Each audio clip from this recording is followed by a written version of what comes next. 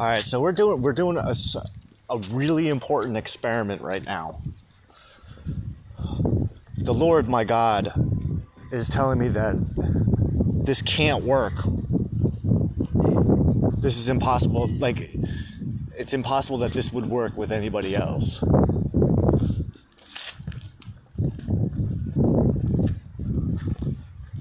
My job for the Lord is not to convince anyone of anything. Okay? I can't make anyone believe anything. That's his job.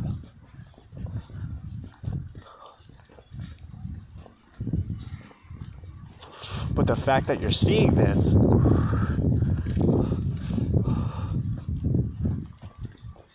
the fact that you're watching it, is validation that God moved all the chess pieces between the time that I'm recording this to the time that you're watching this. So today is November 20th, 2024. So you do the math in your head. You do the math in your head on how long it's been from now to the point that you're watching this. And if you're watching it,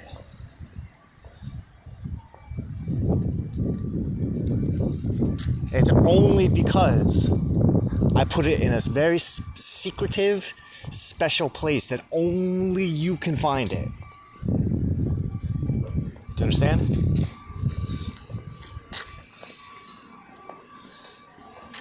It is literally impossible for anyone to see this right now.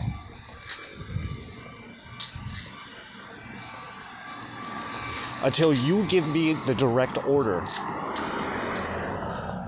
that I have to make it so other people can find it.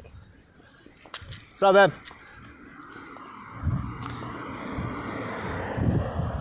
Okay, so think of it like an Easter egg hunt. Think of it like an Easter egg hunt that you don't even know that you're hunting. But if you found it, when you found it, the fact that you found it is validation for me that my Lord spoke true, which he always does. And right now, he's telling me to talk specifically to you because you found it. Congratulations, you won the booby prize. Me. Who am I talking to? You know exactly who I'm talking to, ma'am. So this morning I had a couple weird things happen. You know, today's date is actually really specific. It's really important. I've been waiting for today for maybe a week or so. Because I wanted to see how things were going to play out. Just in general. In general for me. And this morning I had some things happen that led me to do some things and get out of my comfort zone and ask my God for something that I don't necessarily like bothering him for. And even he said, if you were bothering me, then I wouldn't have given you the voice to use to ask. And so I did.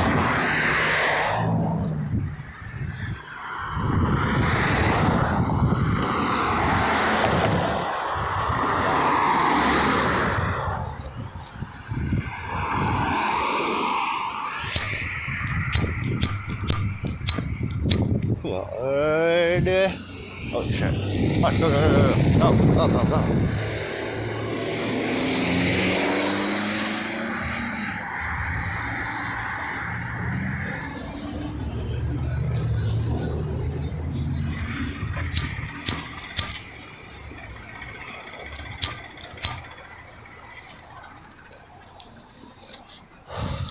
Sorry, I just needed to direct traffic. So this morning we were doing, well, should I start from the very beginning? How do you want me to go about this? Nice and slow. Make sure I get as much detail as possible into this. Okay. Alright, this is gonna get a little uncomfortable. Should I wait till we pass the people? Probably.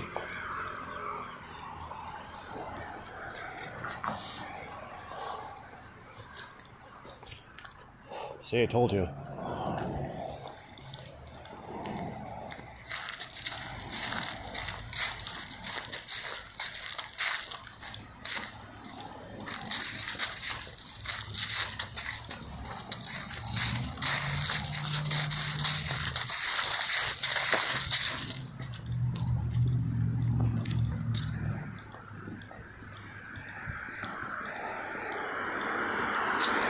What's he waiting for?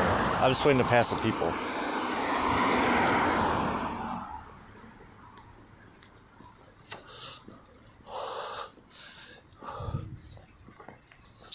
Alright. So, the only person I can convince is myself. Okay. That's me, that's him talking to me.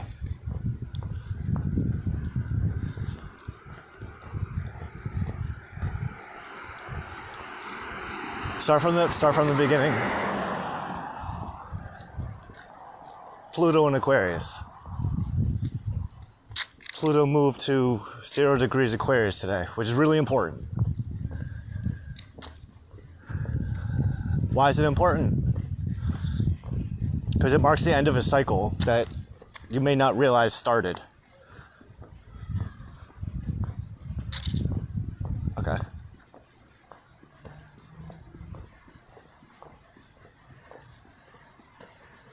This morning I woke up, and when I was making my coffee, I went out for a cigarette, and my old neighbor had posted something on Facebook about her birthday, and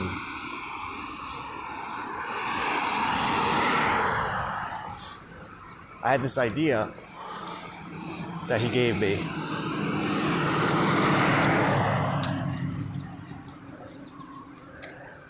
To offer to do just a birth chart forecast for her.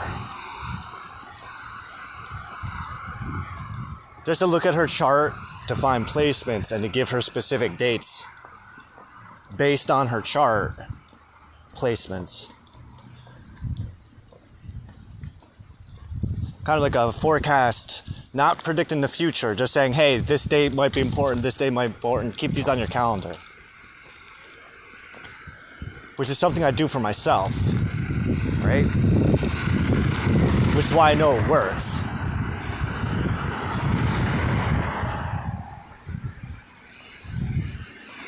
But as I was sitting there, I was thinking,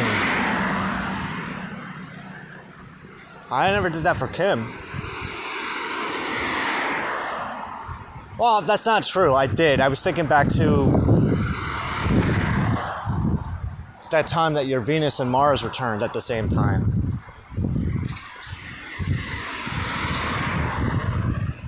Which happened maybe a week. Which ultimately happened about a week after you and I stopped talking. After I had my fit, that you were talking to another man. That's what that was about, by the way.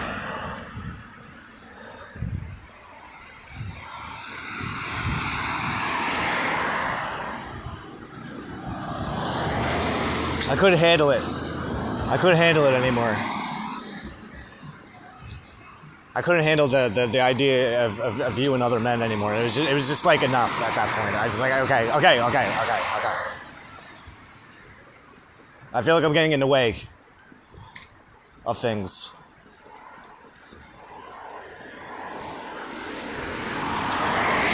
I feel like I'm getting in the way of things. I feel like she's getting in the way of things. I gotta like put it into this right now.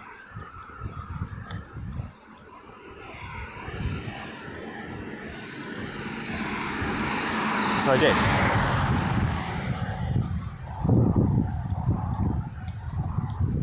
Exactly the way that I had to do it. There's no regrets on that. It's not supposed to be.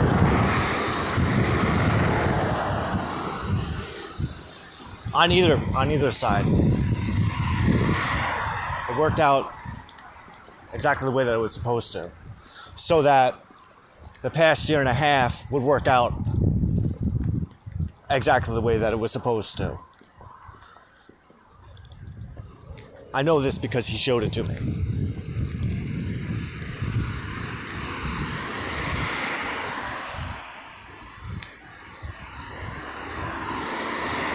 So when I messaged my friend and offered to do that for her birthday for her, it got me thinking, I don't want to do that for her. I want to do it for you.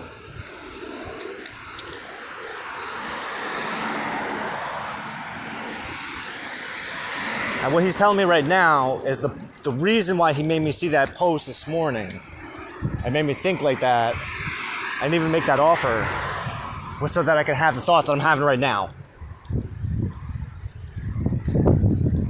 So after that was done, she didn't give me all the dates and the times, but what I mean is like after I wrote the comment and went back inside, I started doing today's Torah portion, which I do every morning.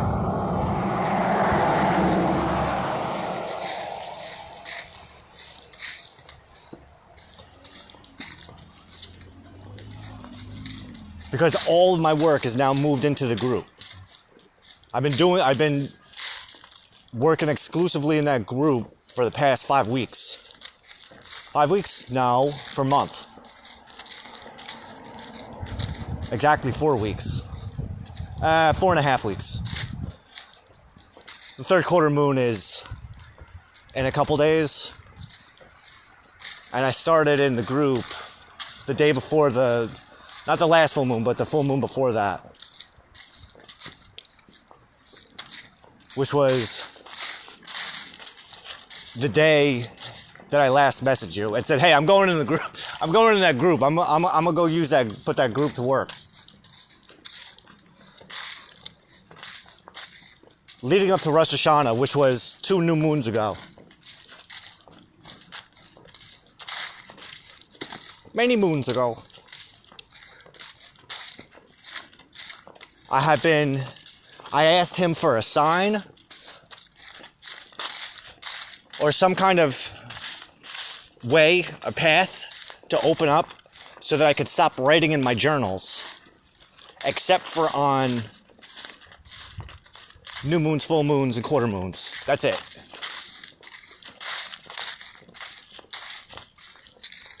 I've been shoplifting pens from Walmart, and I want to stop shoplifting pens. And plus I wanted to consolidate on my notebooks too.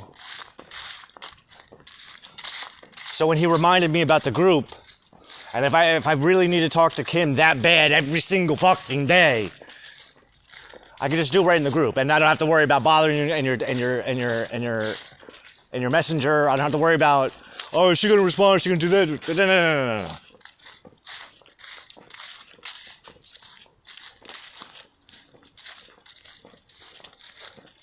Do everything I would normally do on a day-to-day basis, but do it in that group. Because I don't share that shit with anybody anyway. That's all for me. But he told me to start putting it in the group.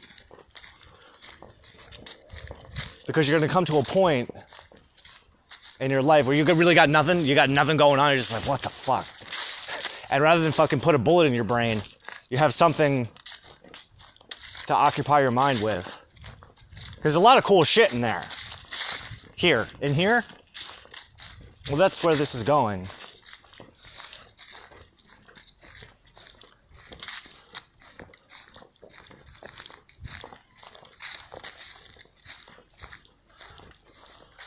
But when I was doing my Torah post for this morning, we're only 32 days into Torah study, so we're not that far along. But today's the day. Well, it started yesterday, really, where the patriarch Abraham, his wife Sarah, the first matriarch of Judaism, she just died, and he's at a point where he realizes that his son needs a wife. Mind you, his son Isaac, the second patriarch of Judaism, he's like in his 40s at this point. He's my age. You know, people get on Abraham because of that whole binding of Isaac, that he was going to kill his son. People make it out like he was like this little kid. He was in his 30s at that time. He was a fucking man, and he made the choice. He made a promise, and God heard him speak. And when his father took him out into the wilderness to sacrifice him, God was testing both of them.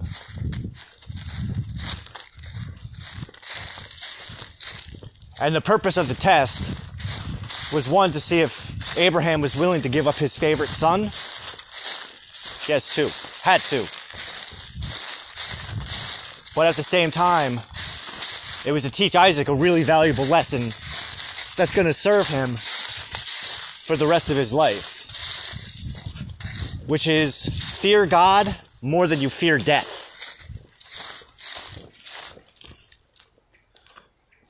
It's a Jew thing. It makes more sense when it makes sense. The idea is, if you fear God, if the only thing that you're afraid of is God, if the only thing that you fear is God,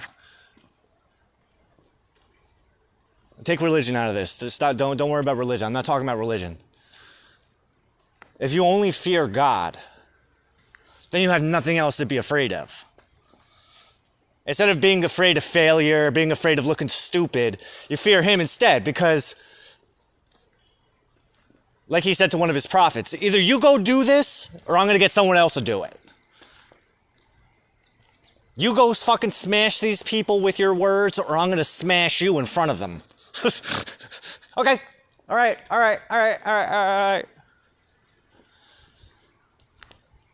Because ultimately, he's pushing us to do what he created us to do. And if you're not going to do the job that he put you on this planet to do, then he's going to get someone else who's going to do it.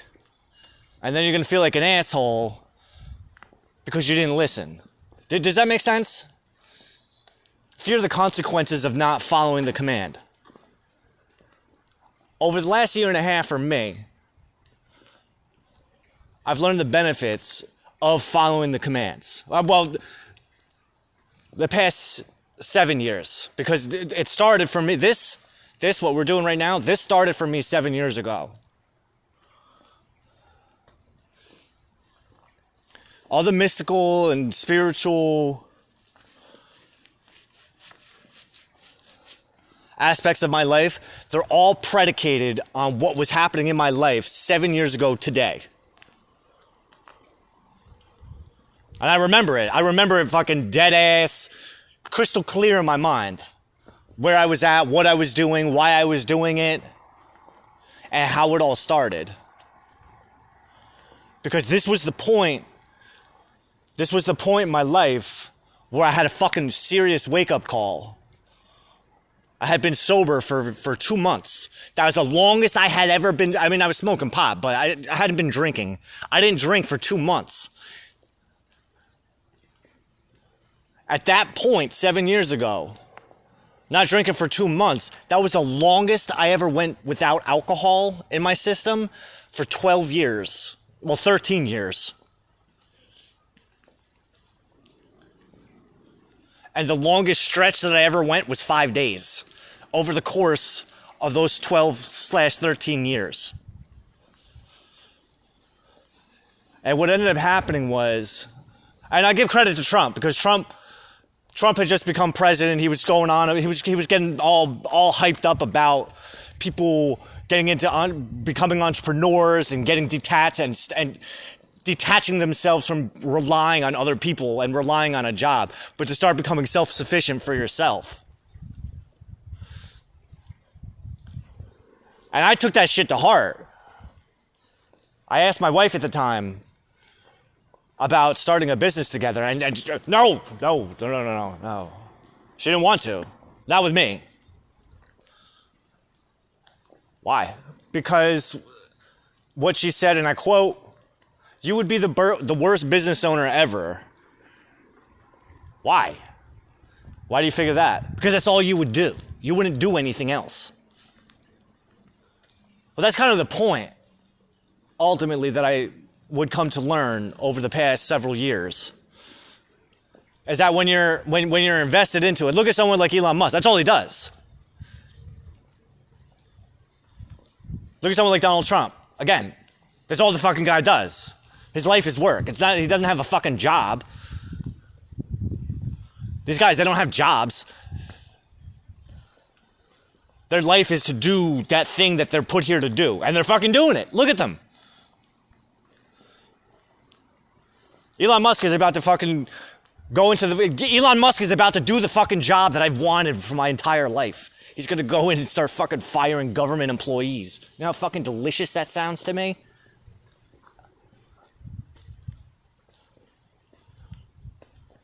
There's a part of me that's actually really jealous because that's what I wanted to do.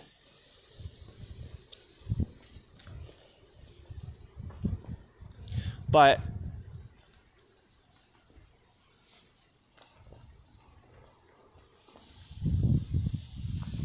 something that I've come to learn, because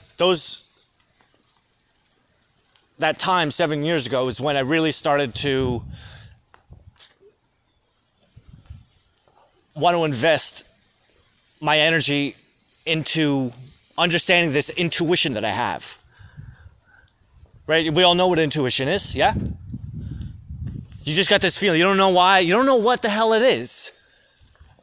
I would have to presume that the fact that you're even watching this is because your intuition led you down some crazy fucking rabbit hole that led you to this point right now. Don't know how the fuck it happened. How the hell did I know to do that?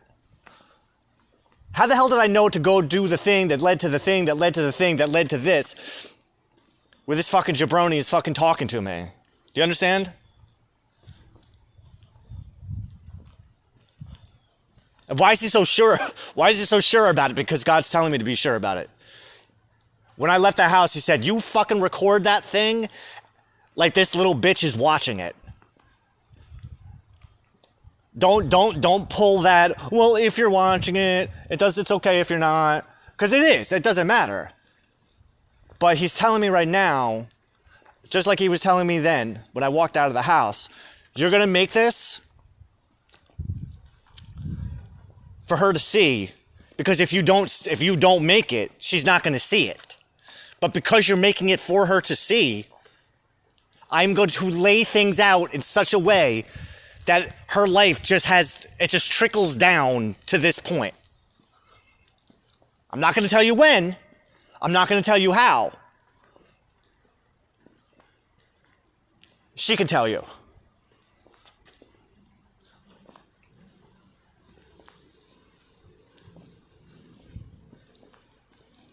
Think Walmart. How everything played out ever so perfectly that the two of you jokers were in the exact same spot that you needed to be in at the exact moment that you needed to be there.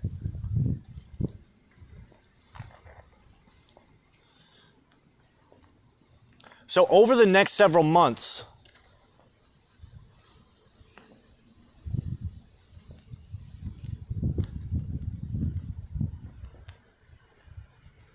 all of the things that I needed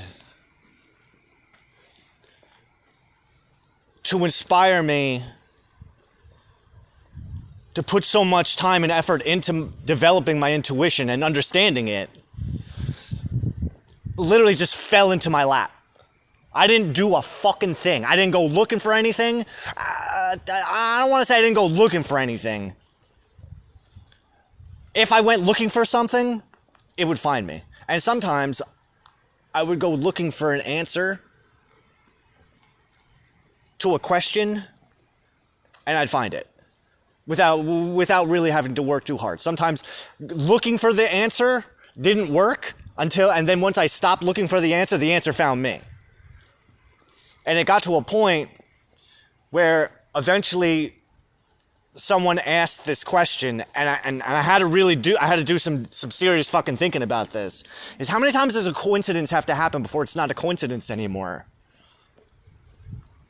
At what point do you stop calling it that and start recognizing it for what it actually is? And when that question was posed to me personally, it was kind of like an oh fuck moment, because I was 37 at the time, and up until that point in my life, I knew what he was talking about. I knew what they were talking about for me. Granted, the question was posed in a very general sense, but it resonated with me to the point that I had to say, oh fuck, because I had suppressed so many of those what the fuck experiences because I didn't know how to explain them at the time. I thought it was my mind playing tricks on me. I thought this is too good to be true. I thought this type of shit doesn't really happen. If anything, this is God fucking with me. He and we have not had a good relationship for my entire life. My first time, when I was 12, I made a deal with Satan. I made a deal with the devil when I was 12 years old to spite God. Unintentionally, because I wanted to go to hell. And that's what I said. You can have my soul, but in exchange for my soul, I remember we went to, Christopher was just a baby, and and my mother and his father, they were going to get him christened. So there was a Lutheran church down the street from where we lived. It was right across the street from the elementary school I was going to. And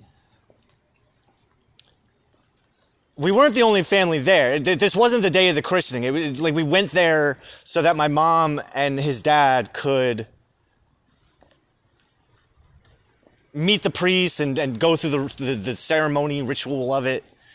But my sister and I, we weren't the only siblings there. So what ended up happening was these families all went, and then one of the priests took all the kids, all the siblings, into one of the classrooms. Did he molest you? No, he didn't molest us. Well, he tried to molest our minds. And that was the catalyst for when I got home that night, when I was lying in bed. That's why I reached out to Satan for myself, to see if it really worked, because I wanted to see. The priest said, the priest was, I don't remember all the things that the priest was talking about, but he said some shit about how bad people go to hell. Hell is reserved for bad people. And I looked over at my sister and I said, don't listen to this guy. He's just trying to scare us. So that night, when I was lying in bed, I wanted to do an experiment. I love my experiments. And so I invoked Satan and said, you can have my soul. In exchange for, I want to be immortal, I want to be beautiful forever, and I don't want to be afraid of anything. He never showed up, but in my mind, I was freaking out a little bit going, is this how it works? Did it work? He didn't show up, but did he hear me?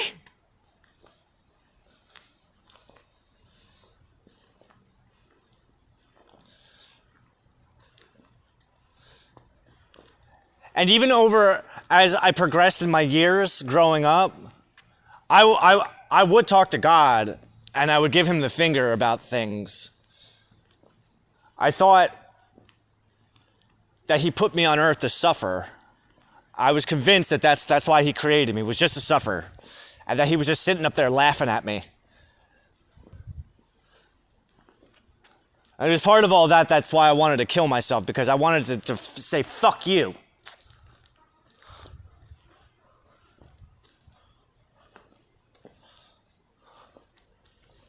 Little did I know at the time that all the religious people were wrong and Satan and God aren't enemies. Satan and God are partners. Satan and God, they're like Santa Claus and Krampus. They're partners. They work together. Where Santa Claus brings the presents to all the kids on the nice list, Satan collects all the kids that are on the naughty list and puts them in a fucking chain gang and then marches their little asses up to the North Pole so that they can work in Santa's child labor camps and build the toys for all the good little boys and girls for next year. That's how the Satan and God relationship actually works. Which is what it teaches in the Bible. If you read the Bible, then it shows you that. But I don't know, religious people, they got it all fucked up. Religious Jews, religious Christians, religious Muslims, they're all the religious people. They're all fucking cuckoo birds.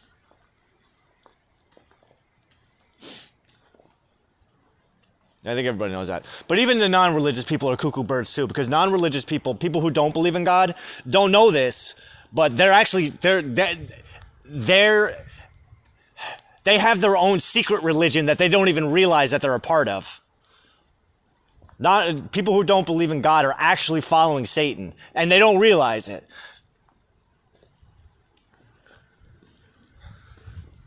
There's a poem that was written in like the 40s. I think in the 40s or maybe the 1800s. I don't know. I forget.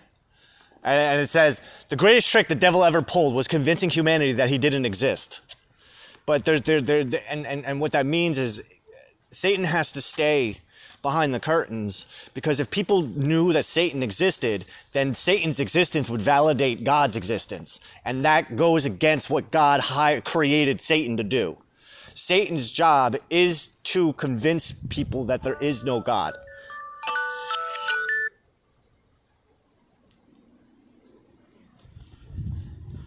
I know this because God told me, and it's in the Bible.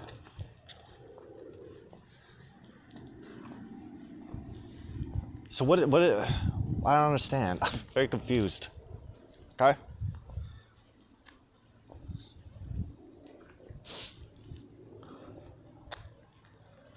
I didn't know at the time. I didn't know until recently, only over the last couple years. Is that Satan kept his word. Satan was actually going to give me everything I wanted because it was already mine. I didn't have to ask for it. Everything that I asked him for already belonged to me. All of those things. But he had to lead me through a fucking nightmare, hell life. Once I sobered up for those 2 months, I started to realize, holy shit, I really did go to hell. I'm in hell right now. My whole life is fucking hell. It's a nightmare. I hate her. She hates me. I hate him. He hates me. I hate my job. I hate my life. I fucking hate this house. I hate my neighbors. I hate fucking everything. I hate my family. I hate my friends. I hate myself. I gotta do something. There's a notebook that's in my room. The first time I always wanted to be a writer.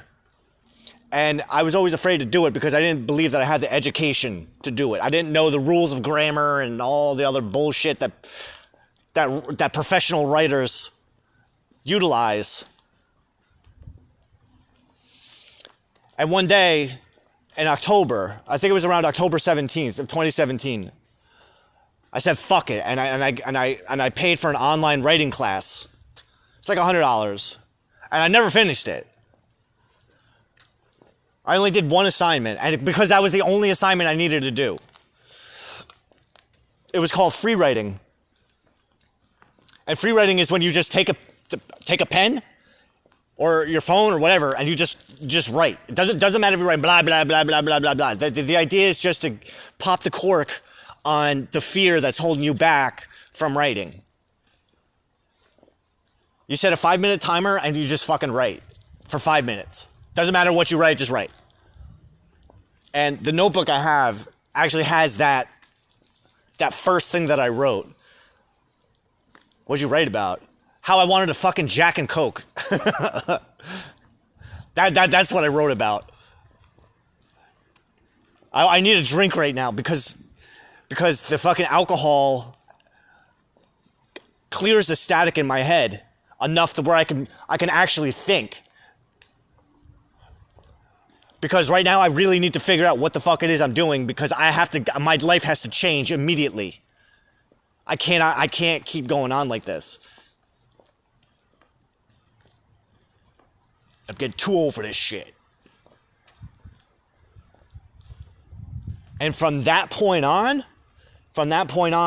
that's when everything started to just kind of fall into alignment. Did it fall into alignment because I did that? Or was it already going to fall into alignment because I was going to do that no matter what? Do that exercise. That was just the wake-up call that put me in a place where I could actually see it now. Because now that I'm ready to change, now that I'm ready to fucking take the steps to make my life fucking better, all of the things that were going, that are predicable of my life getting better, just were right there. They were right in front of my face.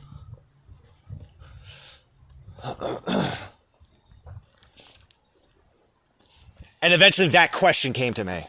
How many times does a coincidence have to happen before it's not a coincidence anymore? And what I'm talking about, the coincidence experiences that I'm talking about are so beyond other people's experience. At least from the sense that I know what it is that I've experienced that I would just suppress and go, that I don't know what the fuck just happened right there. I don't know what the fuck that was. How the hell did I know? How did I know that person was going to be right there? How did I know this was going to happen? How did I know that was going to happen? Why do I keep on seeing things before they happen?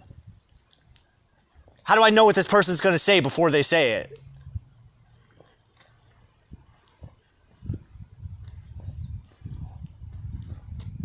If anything was different in my life, if I didn't make a left, if I made a left instead of a right, I wouldn't have ended up in that place and that thing wouldn't have happened.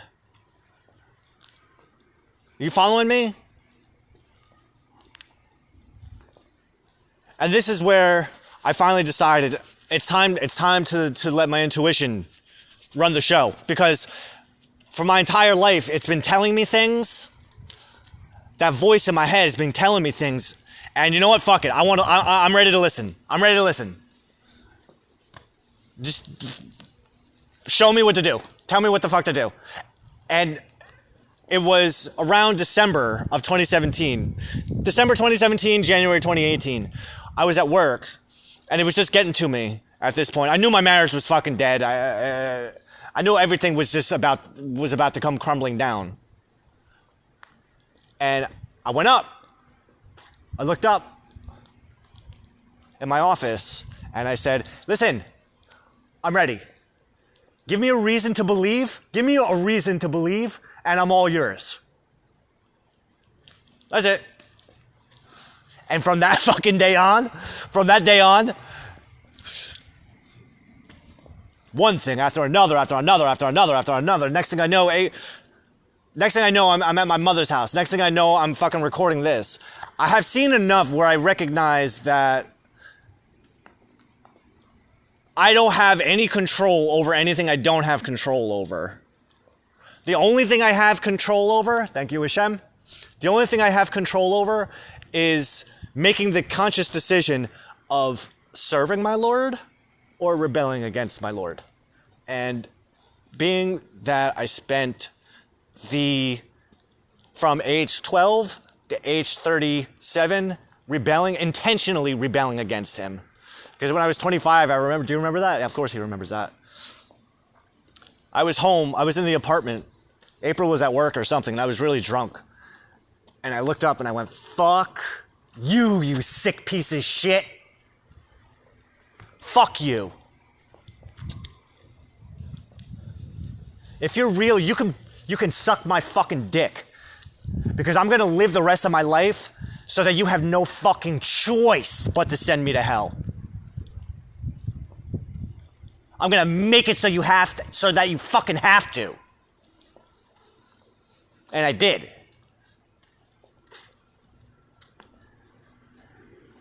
And when I was 37, it finally dawned on me.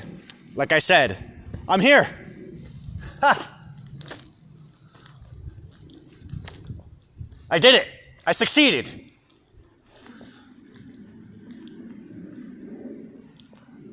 At that point is when I was ready to go. I'm sorry. Please forgive me. I love you. Thank you.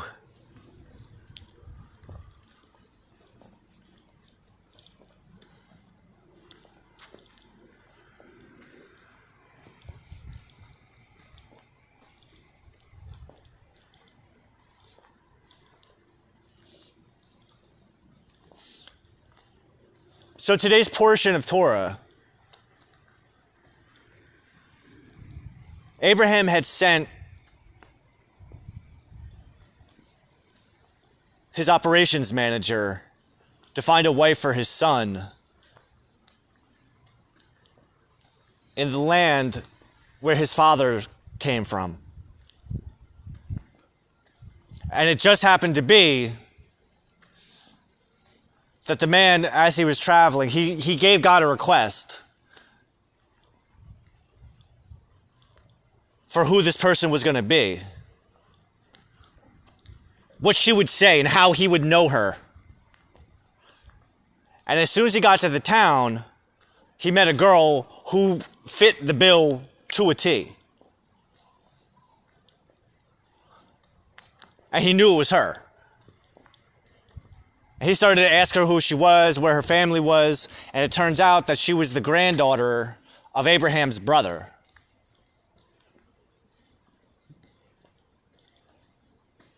So technically it was Isaac's second cousin.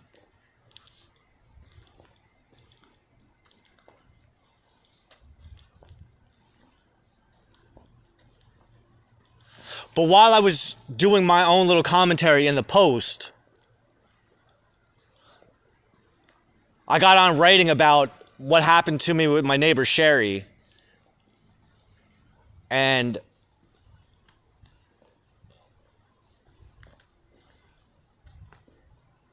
how I did and did not want to deal with that situation. And why it was stuck in my mind that I had to talk about it. But once we got towards the end of the post, I asked God for some kind of tangible something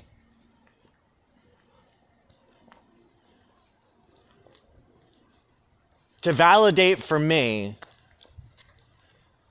that you are the lady that I think you're the lady of. I've said this a lot of times in other posts, but I don't know if I ever actually told you this. And if I haven't, forgive me for not being more openly honest about it. But when I met you, I didn't tell you this. But when I met you, the voice in my head, it told me, I'm going to marry her.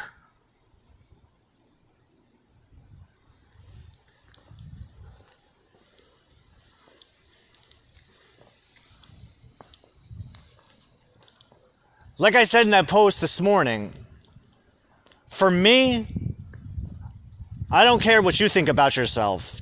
That's irrelevant. I don't know how high or low you think of yourself.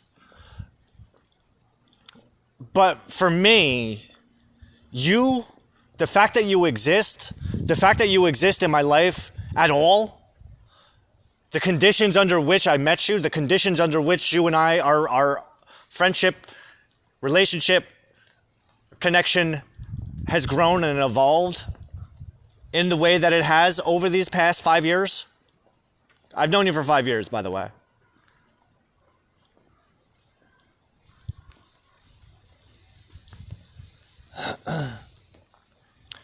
You, in my mind, are too good to be true.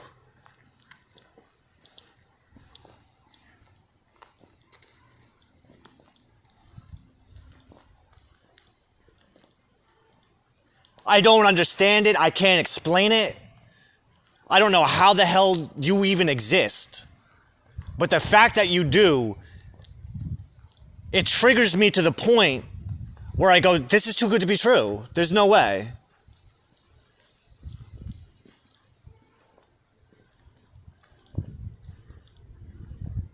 Because in order for you to exist, that would have to mean, and for the experiences that I personally have had in relation to you over these past 5 years, that you don't even understand what that means. To me. Because that means that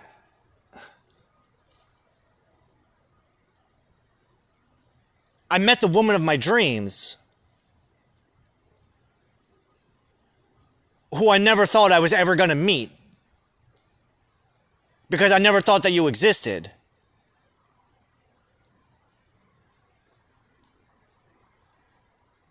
And by the very fact that we met like we did,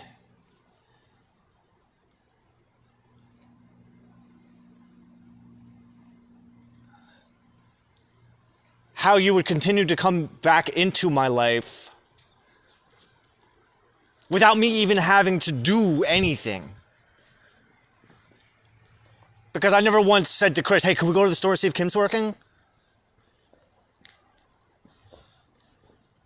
The only time I asked Christopher to help me in relation to you was the day that he was coming to the store and I wanted to go with him. The one time I wanted him to invite me to go to the store, it was right after I gave you my number. It dawned on me that I wasn't entirely honest when I gave you my number.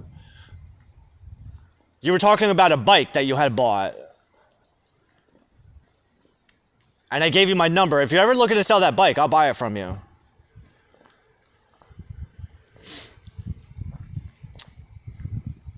Because I thought it was a good excuse that if you did decide to sell it, that I would get a chance to see you.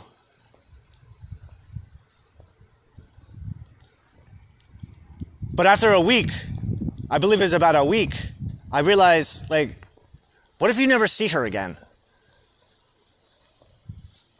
Why didn't you ask for her number?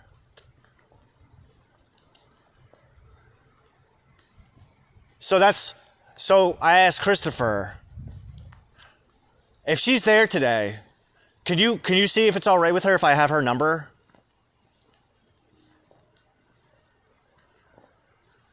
Because I wanted to ask you myself. And every time that we would see you in the store, every time we would come to the store and I would see you, I would chicken shit out and I wouldn't be able to ask. I wanted to. It would drive me nuts. I've been thinking about it right now. I'm thinking about times that we came to the store and I'm like, and I wanted to see what you were doing later. Or if you wanted to come out with us. But I never asked.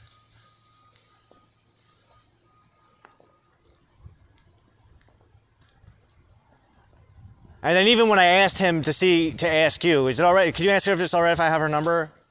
I was so annoyed with myself because I'm like, why the fuck didn't you just say something? Why couldn't you just say it? Now I feel like a fucking idiot. But fuck it. Fuck it. Fuck it. I get off on looking like an idiot. That's actually when the best things happen. If you feel like you're gonna do something, if you do something and you feel like an idiot for doing it, that's usually the best thing. It usually turns out to be like one of those moments where you look back on it like, thank God. Thank goodness. Thank goodness gracious. Thank you, Hashem.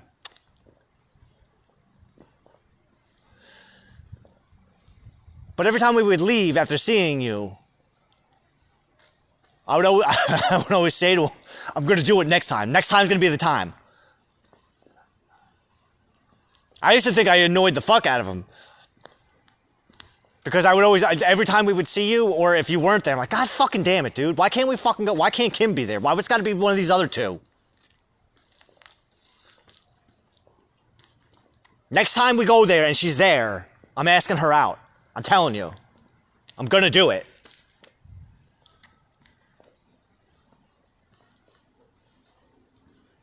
He doesn't tell you any of that stuff, does he? Probably never. I wouldn't expect him to.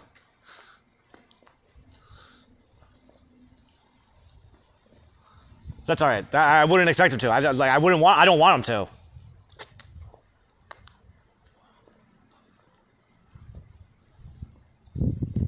I'm a fucking big boy. I can do it on my own. And the only reason I asked him to do it that one time was just because I was taking advantage of a situation. I was taking advantage of the fact that, well, I know he's going to go there. I'm pretty sure she's going to be there. I can't go with him. So I may as well just fucking see what happens. I don't remember any of this. It doesn't matter. It doesn't matter. I do.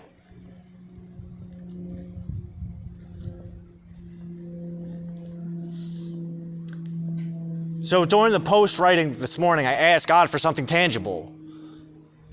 And as I'm writing, I'm getting all these flashes of all these things that have been happening over the past several months, the past year and a half. But most especially over the last 2 months with relation to you. And these are little stupid things to the perspective of other people, but to me, it's not. I try to explain this to my mother. Just forget about it. Don't think too much on it. That's not how it works, you know? It doesn't work like that. Don't give me stupid advice.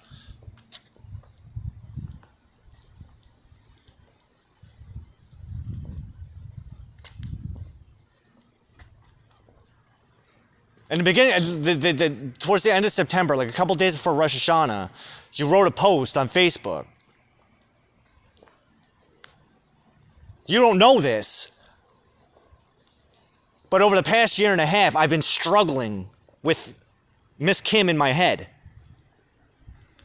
She won't go away.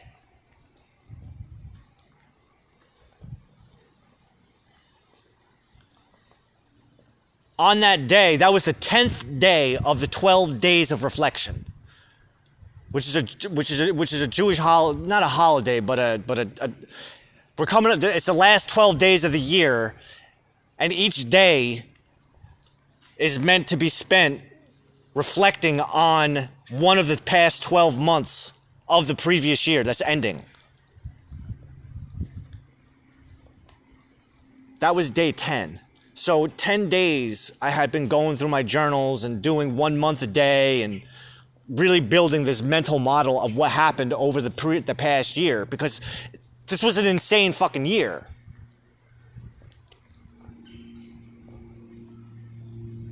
I'm very happy with the way that year turned out. But what I noticed was your name only does not show up in 5 out of 53 journal entries, to one degree or another, including where I'm writing out arguments between myself and the you that I see in my mind, Miss Kim in my head. On day 10 of the days of reflection, I said, fuck it. I'm not. Why keep fighting? I'm not going to fight this anymore. Hashem, I'm done fighting. I'm done fighting. I surrender. I surrender. And so instead of yelling at her, the one that I see in my mind, and telling her to go away, I said, come closer. Come closer, baby doll. I wanna love you. I wanna love you like you're myself. I wanna make sweet love to you with my words. I wanna make sweet love with you, with my emotions, with my body, with my intentions. I want you. And I went out for a walk. I went out for like a 4-hour walk. And I'm wooing the Miss Kim in my head.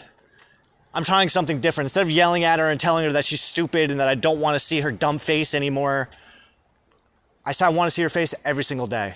I want to wake up and see her face. I want to see her face when I go to sleep. I want to see it when I wake up. I want to see it when I eat my breakfast. I want to see it when I drink my coffee. That's the only face I ever want to see.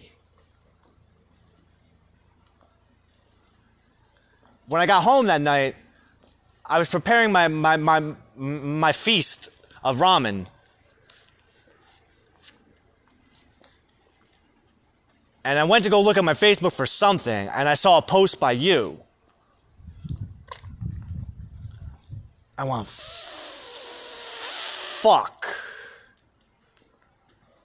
It did happen. This really did happen. This is happening.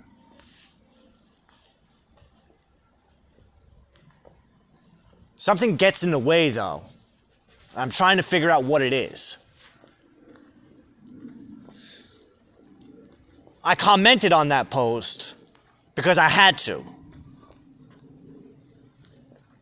Not just to get your attention, but also to get your attention. In my mind, I was thinking, I don't hate you. I get the sense that you think that I hate you, or that I'm mad at you. I'm not. And I still do think about you. Apparently all the fucking time. All day, every day.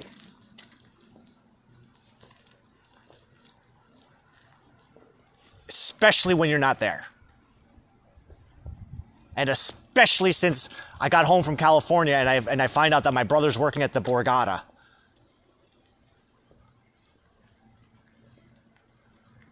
And I think to myself, I can't escape this bitch. I can't, no matter what the fuck I do. She lives in my head. The dude that sleeps in the room next to me works with her.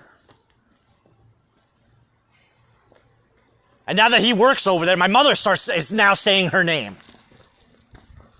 Somehow she just comes up just out of the fucking blue.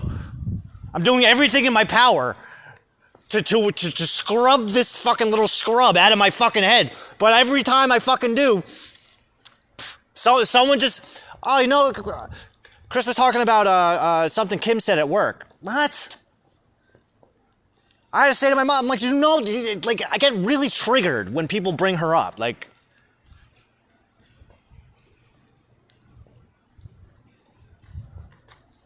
oh, you know, I met Kim recently. I just met Kim the other day. Okay, all right. How was she? How did you like her? It's very plain.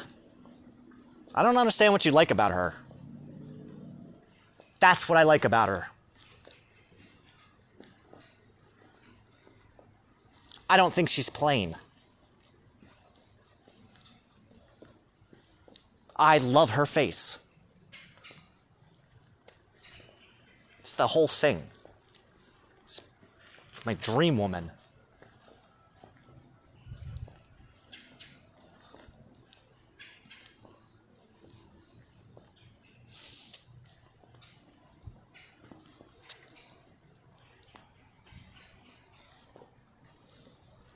Now, when I was asking God for this tangible sign today, the reason I didn't want to ask him for it, because I feel like I asked for too much. Why should I be asking for a sign? You know what I mean? Like, who the fuck am I to be asking you to give me more than what you already give me? Just the other fucking day. Just the other day. The same thing happened. Can I have a sign that like, this Kim situation is not just in my head. Like this is getting too much now. This group, the thing with Rosh Hashanah, the thing with the post, the thing with the goddamn signs everywhere. Everywhere I go. Kern, Kim. I can't fucking escape it. It's like, okay, I get it. But what are you trying to tell me? What are you trying to tell me? I don't know. So I need things. I'm a man. I'm a stupid man. I just need it fucking spelt out for me. I don't have the intelligence to. I don't have it in me to just be like, okay, well, you know what? This means what? What does this mean? Keep Kim in your head. Keep Kim in your head. There's fucking Kim everywhere. I can't even fucking go for a walk without thinking about Kim because there's a fucking Kern sign. Maureen Kern. This fucking Maureen Kern. I can't stand Maureen Kern. I see her fucking name every day. And then even my brother's girlfriend, Tawisa, I don't even know if they're still dating, but the day I meet Tawisa, we smoke a bong. I got fucking high as hell. I went right into psychosis. It was amazing. I got home and I was losing my shit. My fear and terror. I went into pray mode. P-R-E-Y, not P-R-A-Y, P-R-E-Y. I felt like I was prey and everybody was a predator out to fucking destroy me. But then, after about 45 minutes of this, my Lord comes down and he shows me your face. And it's the one thing, it pulled me out of it.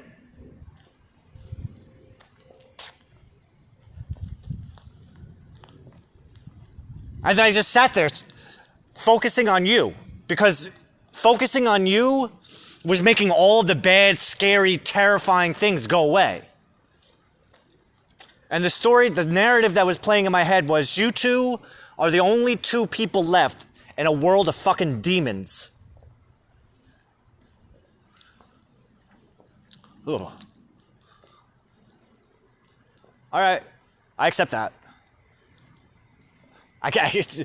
She won't go out of my head, but she seems to be the one face I could see that pulls me out of the dark all the time. Why are you using her? You know exactly why.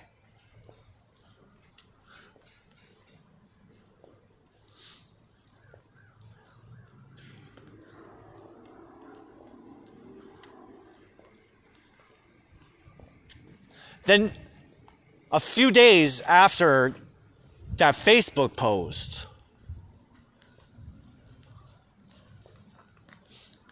was Rosh Hashanah. And I have this all written down, too. All this is written down. I got the whole fucking thing written down in Technicolor detail.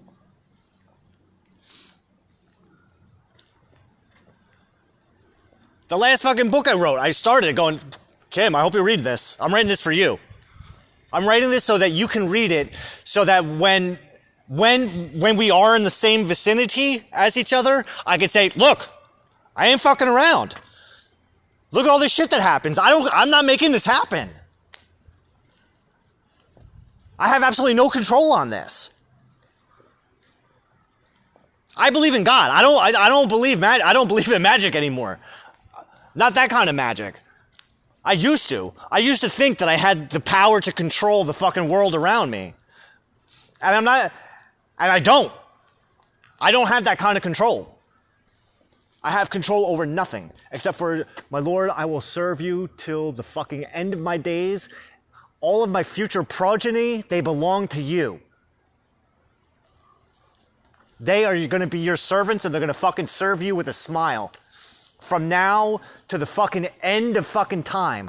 Just like you gave to David, you said David's line would be sitting on the throne forever. You, my Lord, will be fucking God over me and my family in the future forever and ever and ever and ever.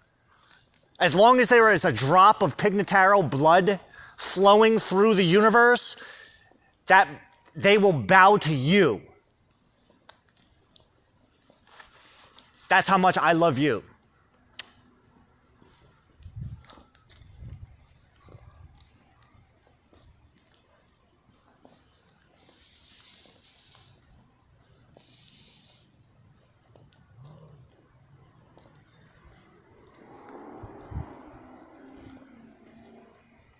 Bring it back.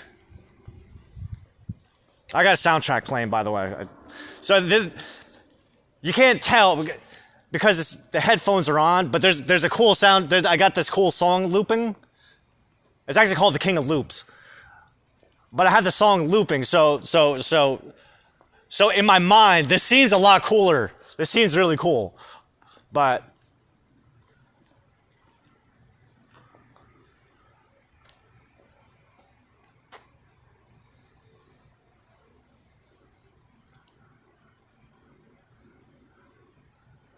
Hashem, can you help me get back to where I was?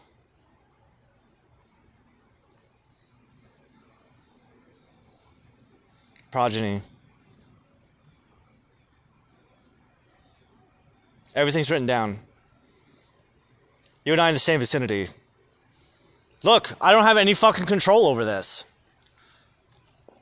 I can't say that this is magic. I mean, it is, trust me, this is magical shit. But apparently I can't shoot fucking rainbow fucking death sparkles out of my fucking hands. It don't work like that. Apparently being a man witch Jew supreme, it does have like incredible limitations to it. As in, I can't do shit. I could tell God things, I could talk to him about things, and just because I want something doesn't mean that I get it. Doesn't mean that it's good for me. He knows what I need better than I do. And that's the thing worth understanding. It's like, I think I know what I want, but I don't know. I don't know shit. Desmond, when he was small, when he was younger, he used to say, "You think you know the way, but you do not know the way. You think you know what you want, but you don't know shit. Because what you want ain't shit compared to what he's got prepared for you." That's the idea. That the Lord knows, he knows me better than I will ever know me. The motherfucker made me. Am I right? You designed me. Over the fucking past thousands and thousands and thousands and thousands and millions and billions of years of universal evolution, you have been waiting for me this whole fucking time. Everything that has ever happened since the creation of the universe happened exactly the way that it had to happen so that right now could be exactly what it is. Is that fucking crazy? I don't think so. We people, we think it's short term. We don't have the fucking brain capacity to think in long term. But that's what I've been trained to do over these past couple years.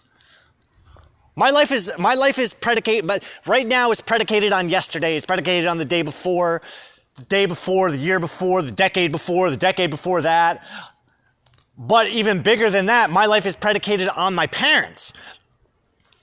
And the story about how my fucking parents met in relation to the history that their families had, they didn't know each other. They didn't know until, I think it was shortly before I was born, how their families are connected.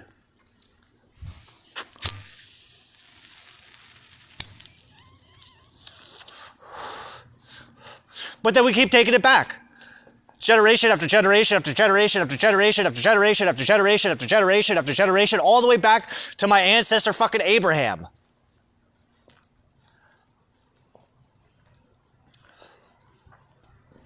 Abraham, son of Terah, son of... I have to... Do you want me to do that? Do you want me to do it? The 20 generations between Adam and Abraham. Abraham, son of Terah, son of Nahor, son of Serug, son of Reu, son of Peleg, son of Eber, son of Shelah, son of Arpachshad, son of Noah, son of Shem, son of Noah, son of Lamech, son of Methuselah, son of Enoch, son of Mahalalel, son of Jared, son of Kenan, son of Enosh, son of Seth, son of Adam. All the fucking way back, son of God.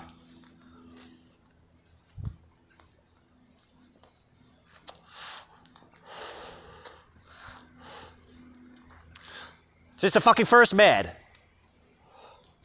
And even before the first man.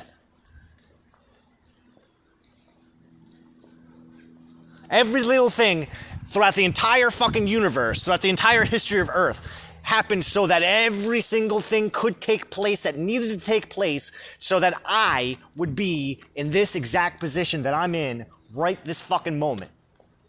And you. That's a big fucking deal. He tells me you're the Eve to my Adam. I'm the Adam to your Eve.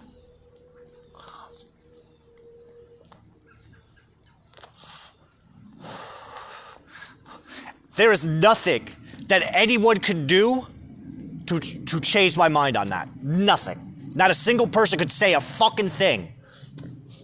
Even if you say, Derek, I'm married. I don't know what to tell you. Tough shit. I don't know what to fucking tell you. This is what my God, the God of fucking Abraham, is telling me. The creator of the fucking universe. I don't have any fucking control over this. And maybe he just wants me to do this to get it all out of my system.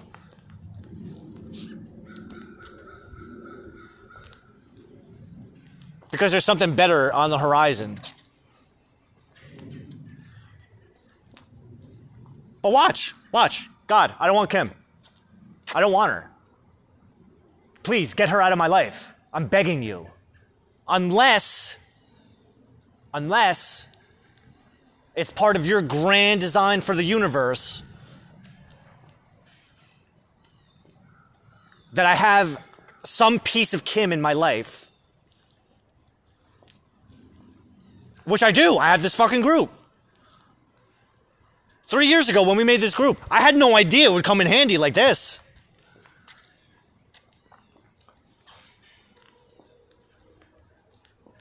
But on Rosh Hashanah, I'm writing. Yeah, it's split up between 2 days. The first day's worth of entries, the first half of the day, is all about Kim.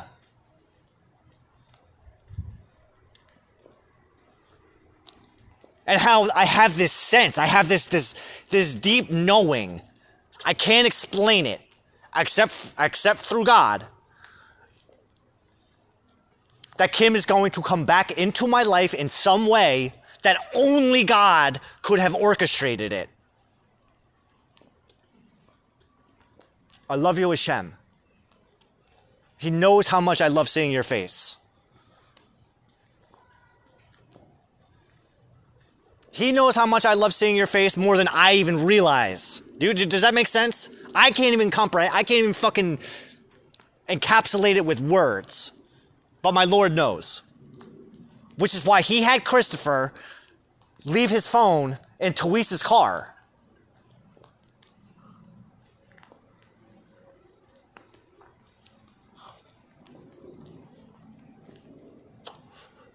Because that night, when I was writing on Rosh Hashanah, this year's Days of Reflection is going to be so fucking cool. Because the way, the first entry, that very first entry, is all about you.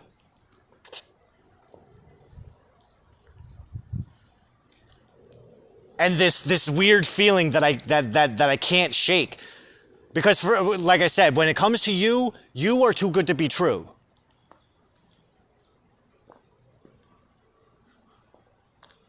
Like you're impossible. Like I'm a Jew. I'm not allowed to think that way. I literally, I'm not allowed. I am breaking a commandment of God by saying that something is impossible. But for some reason, when it comes to you, it's impossible.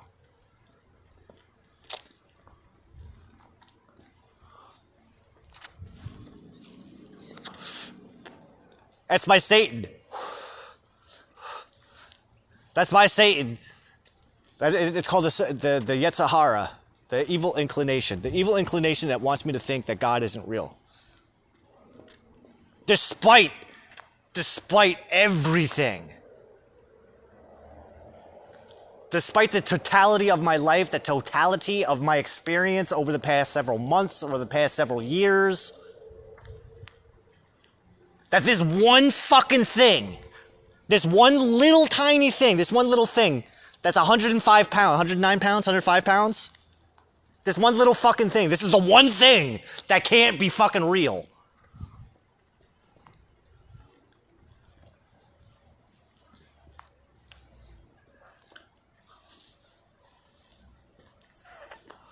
Despite every fucking thing that took place between you and I that led to this moment, I still, to this fucking day, go, it's too good to be true. It's too good.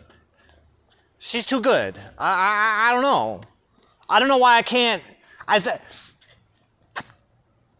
need to see your face.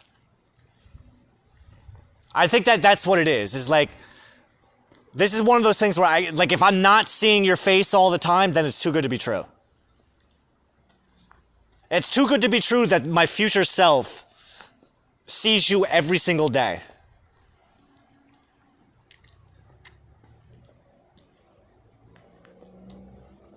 Is that annoying? Is that thought annoying? That I want to coddle you and just be around you all the fucking time.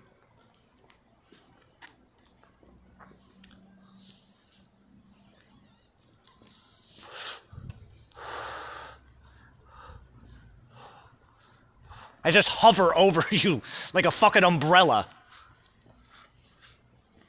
Sorry, man, there's nothing you can do. I just orbit around you like the fucking sun orbits the earth.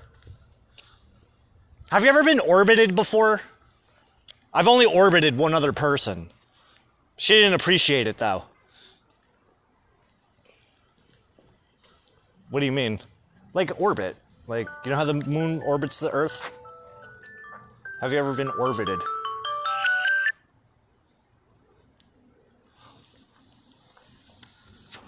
Like, have an annoying man that just walks around you. Walks in circles around you. That's orbiting. What? Yeah, I tried it once. Well, I did it in public. It's one of those things. If I didn't want to orbit you, then I wouldn't be orbiting you.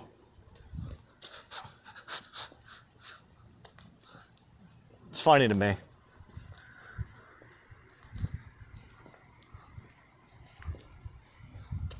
If I tell a joke, you know I'm telling a joke because I'm laughing. If I'm not laughing, I wasn't telling a joke. But no, but I'm being serious. I do want to orbit you. I just stand next to you all the time and follow you around like a fucking dog. I can't explain it.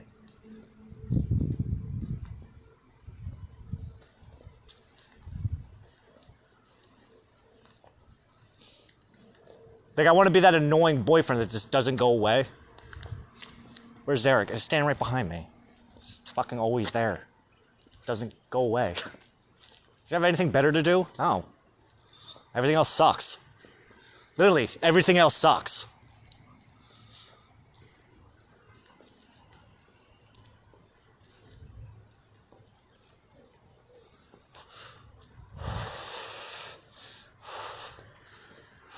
Do you ever have anyone wash your feet? It's a thing. It's a thing. It's a Jew thing.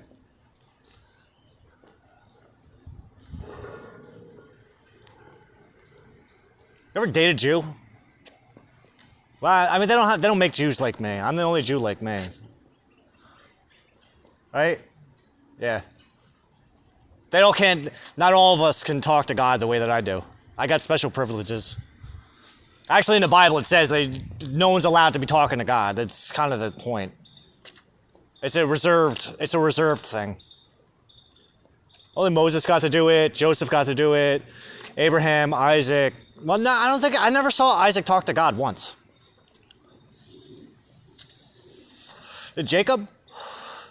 I don't know. Well, the prophets, like only prophets are allowed to talk to God.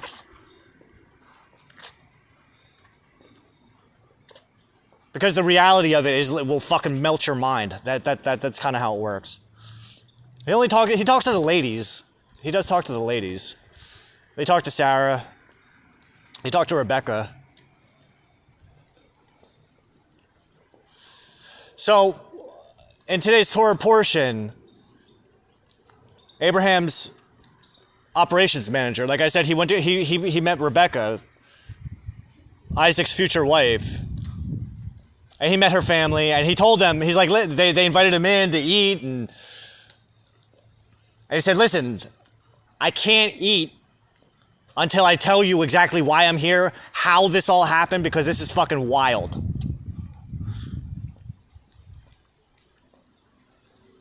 This is like too crazy of a story. And when she got finished telling the story, her brother and her father said, here, take her. It wasn't that casual. It was more like, yeah, fuck, shit.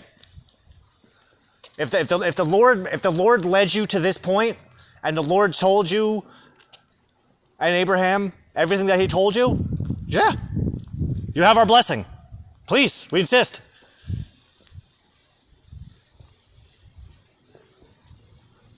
Why, man? Because I want only you. I told God over the summer, before the summer, during the spring, if it ain't Kim, I don't want it. I don't want nobody else. How do you know that doesn't change in the future? Because he told me it doesn't. Because I thought the same thing myself. It's not like I haven't thought about that. It's not like I haven't thought, I wonder if this is just a sex thing. And for a time, I think it was. For a time, I'm sure that it was. Because I am a man, and you are a woman. And you are a woman that I'm incredibly attracted to like that. And I do want to see your naked body. That's not, I can't say that I would be lying if I said no. Or that has never crossed my mind. But there's more that comes before that. Did you get what I'm saying? And I want there to be more that comes after that. I'm not interested in just having sex with you and then, all right, bye, Kim. My inner voice told me that this is the woman I'm going to marry. I'm not saying, my inner voice told me that this is the woman I'm going to marry, so I'm not going to stop until I marry you. My mind's going back to that time in Buffalo Wild Wings.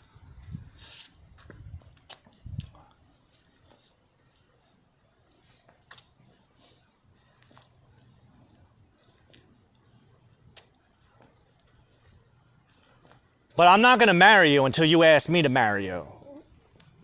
You have to ask me. If you ask me, I'll say yes. Yeah. Why? Because then I know you mean it.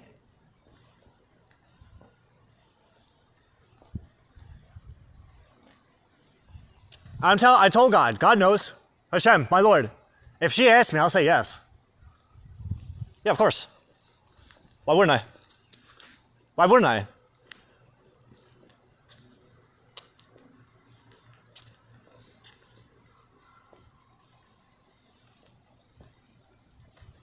After everything that I've experienced, since that moment, walking in the store going, I'm going to marry her. Which, by the way, is the same exact thing that happened to my mother and my father. Yeah, but they got divorced. Yeah, I know, but that was so that right now could be exactly the way that it was. Because if they didn't get divorced, my life would be completely different.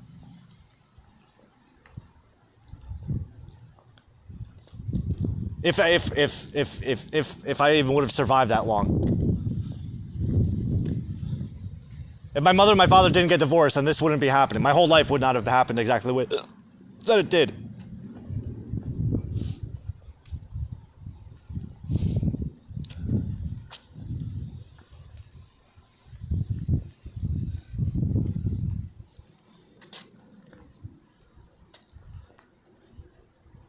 I'm 25.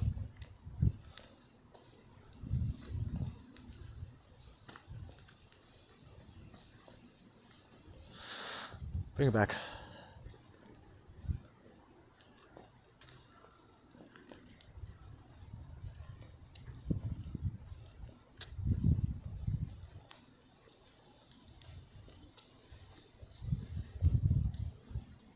Group, Rosh Hashanah, phone call. When you called me when you text me at the worst time. Hey, are you home? Fuck. You don't even know what I was doing. You don't know what I was doing at that exact moment. When you text me, you have no idea what the fuck I was just doing. I was writing my daily Torah post for my Facebook page. And I was writing about boundaries. And I was writing about this lady that I used to talk to all the time, and how she inadvertently crossed a boundary that she didn't realize was there.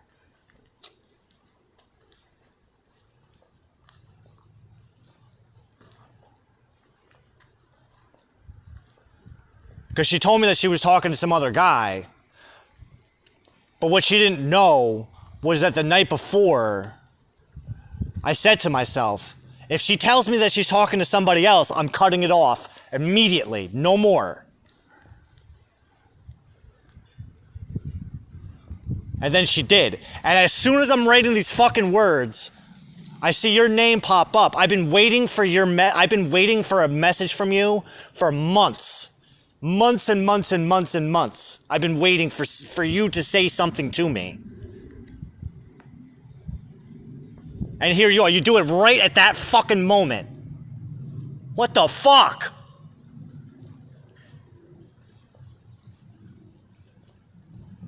Can I call you?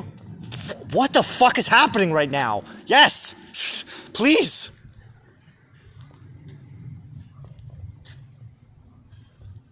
And then the next thing I know, your face is on my screen. I've been waiting to see this face since the last time I saw this face. And here it is.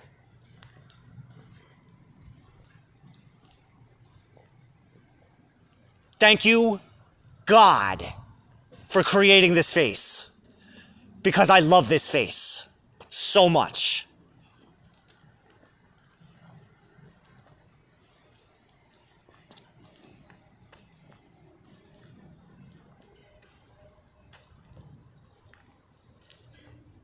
The next several days were a nightmare. But it was perfect. You don't know this, but there's a 10-day stretch from Rosh Hashanah to Yom Kippur. Well, it's a 22-day stretch. There's the 12 days of reflection, then the 10 days of atonement. The 10 days of atonement go from Rosh Hashanah to Yom Kippur.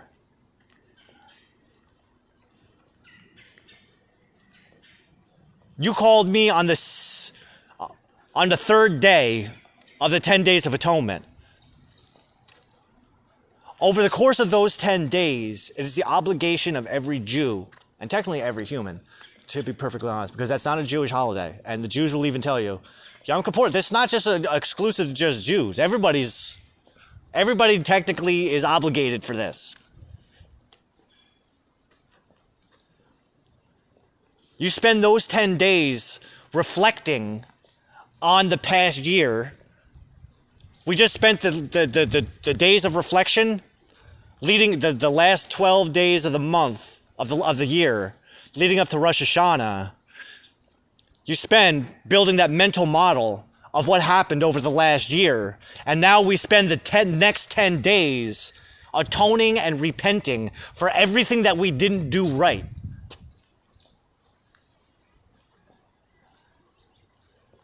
Apologizing to God, apologizing to ourselves, apologizing to other people, forgiving other people, forgiving God, forgiving ourselves, so that on Yom Kippur,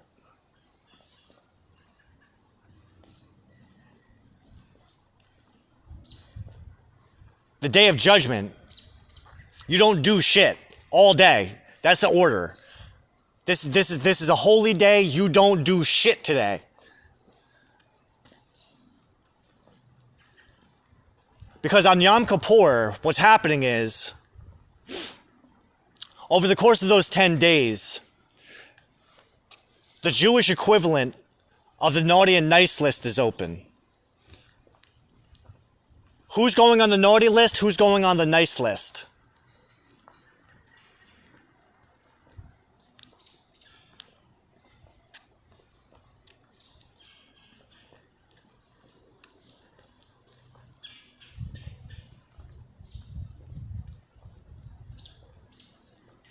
And depending on how well you do at atoning for what you did last year, your name is either inscribed into the book of life or the book of death.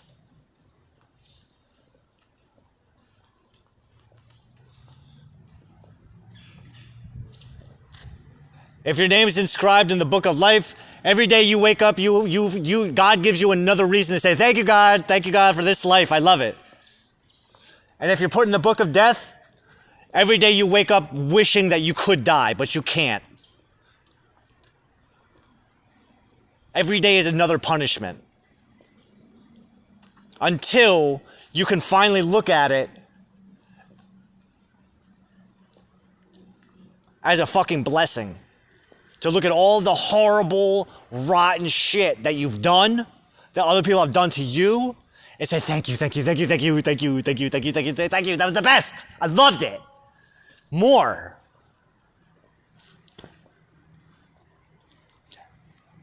On Yom Kippur, that's the final day. That's when all of the souls of humanity stand in judgment in front of God's court.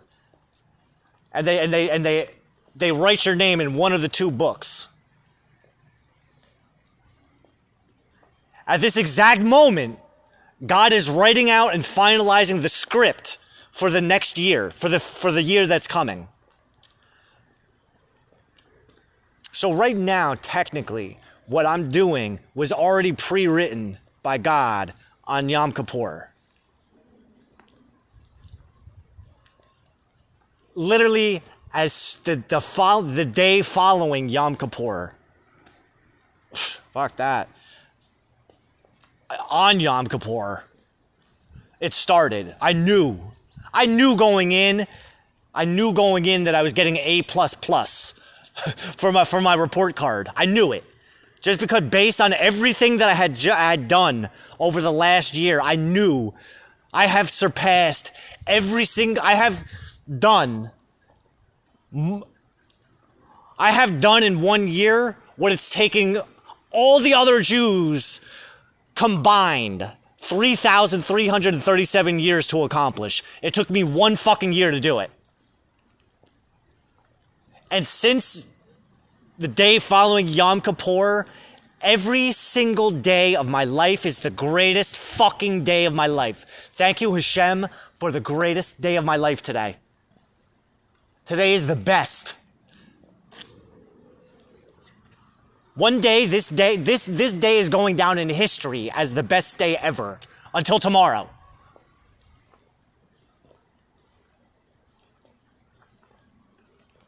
We're going to close out this month in a week and a half. We're going to close out this month in a week and a half on the new moon.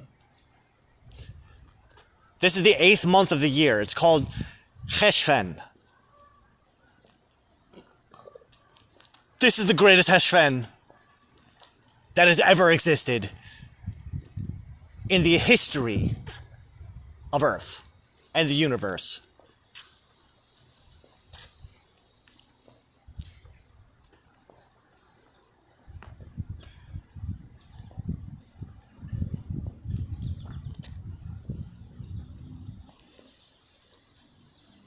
How could you be so sure? Because I already know.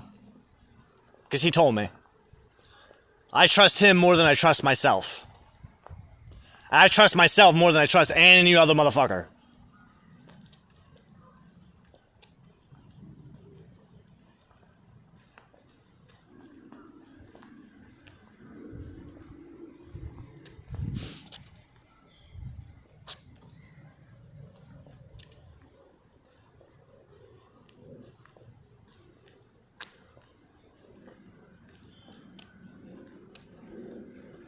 So that's why I waited to check in on you. Because I checked in on you to see how you were doing.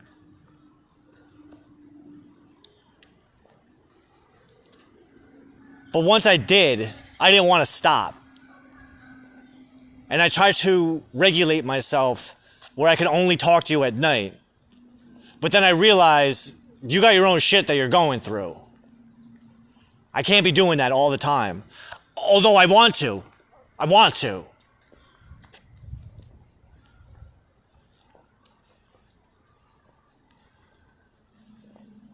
And I was outside, I smoked some pot. I received pot like a day after Yom Kippur. That was my sign. You've done this good. Here's some marijuana. And I went outside to smoke a cigarette. I've been having cigarettes too. Like I don't have any money. I got cigarettes. I had pot. I got food. Everything just like I get all the stuff. I went to the Chinese buffet yesterday. I went out with my mother. She asked me to go do a return with her. And while we're driving, or before we left, she goes, "Do you want to go to the Chinese buffet?" What? What? I haven't been to the Chinese buffet since my birthday. Thank you, Hashem. Thank you, Hashem. So she stopped at the Chinese buffet on her way home from doing a Macy's return. And she said, I'm going to go get you a gift card. This way you can just pay for it later. And she comes back to the car and she goes, I got you 2.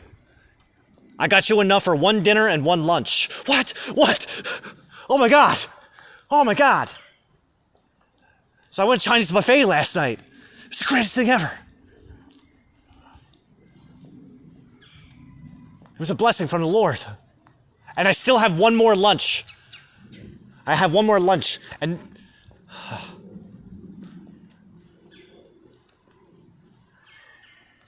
there's so many things that have been happening for me over this month. It's just unbelievable.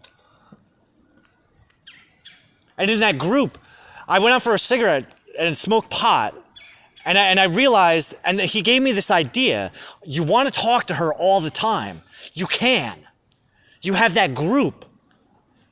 So just bring all of your shit. You wanted to stop writing in your books. You wanted to stop writing you wanted to stop writing publicly on your Facebook page, but you want to keep that same feel, but in a more private setting. Here, you have that group. And the one person in the entire fucking world of 8 billion people, the one person that you want to talk to all the time, it's just you and her. And that's it. And you have no restrictions in there. You're not bothering her and her DMs. You're allowing her to go and live her life and do whatever she wants to fucking do and however she needs to fucking do it. And you get to do the same exact thing. But you have this one little magical place where it's just you and a fraction of her soul that lives in that group with you.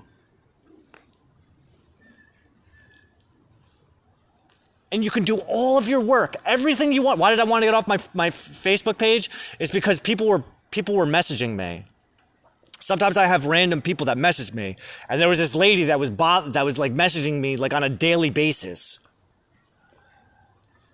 and it was just really starting to get to me, and I realized I'm gonna continue having people like this if I continue posting on my public page.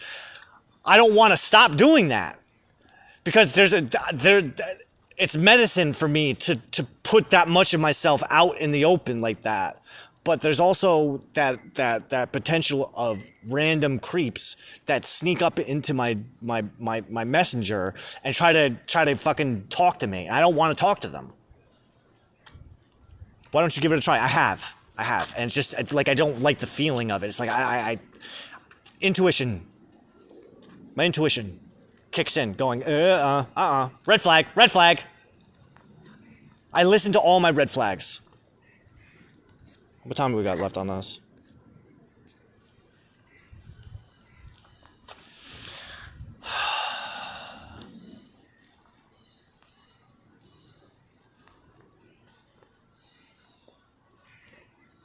And then that's when I message, listen, I'm not going to do this anymore. I'm going into that group. If you need me, I'm in the group. And I have been in that group ever since. The timing on it was perfect too, because it was the day before the full moon.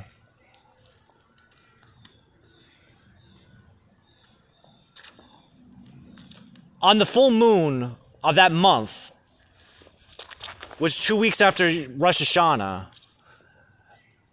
there's an 8-day Jewish festival. It's called Sukkot.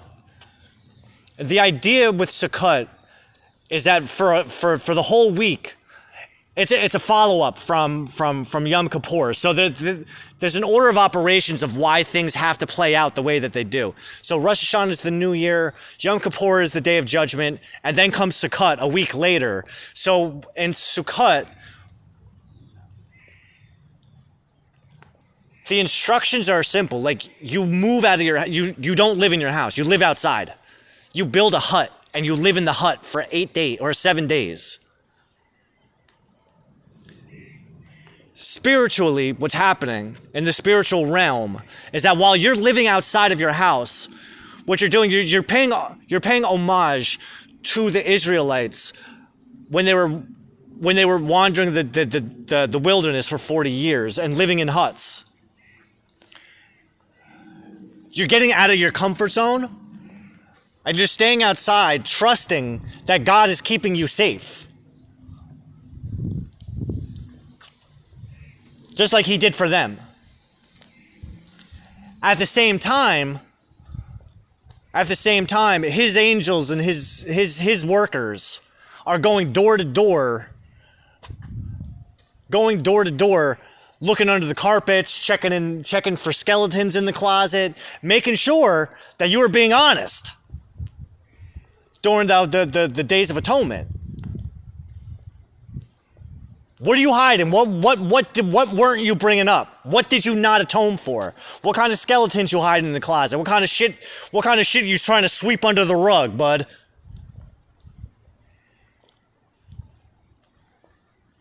Now, at that same time, at the same time, over the course of the 7 days, one of the 7 main guys of Judaism, one of the patriarchs, one of the main prophets, they come through as spirit guides. And it's an opportunity to talk to Abraham, to talk to Isaac, to talk to Jacob, talk to Aaron, talk to Moses, talk to Joseph, and ultimately talk to King David. Ask them for advice. See how ask them, like, what am I doing? What do you think? Are you proud of me? Am I living up to the legacy that you set up for me? Like, you actually have a chance to meet one-on-one with these guides and have a conversation with them while you're living outside of your house in this hut for 7 days. I don't have that luxury here. So for me, the group was serving as my digital hut that I was living in. I stopped going on Facebook. I stopped using my main page on Facebook, and I was just doing everything in the group.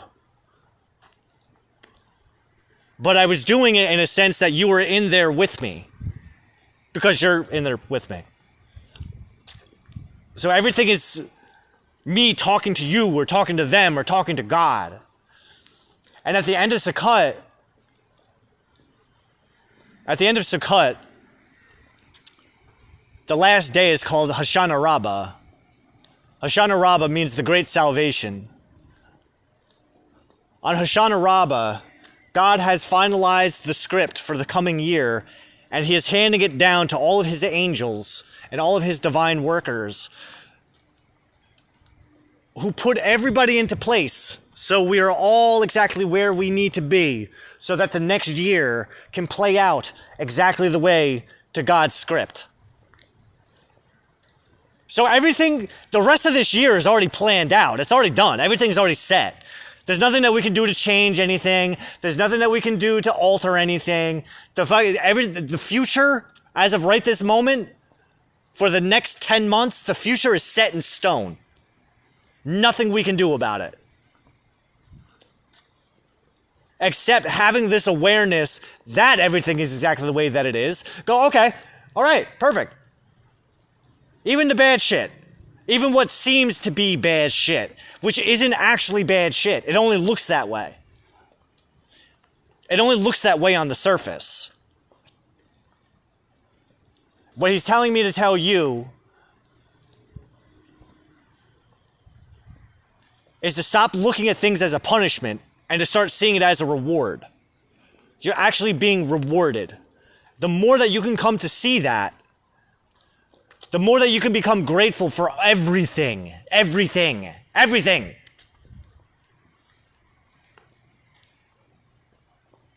Especially what you don't want to be grateful for. How the fuck can I be grateful for that? Don't worry about it. It'll make sense. It'll make sense later. There's going to come a point in time where you can look back and go, wow. That makes sense now. This is what he wants me to tell you. I'm not saying that you got to believe anything. I'm not saying you got to trust anything.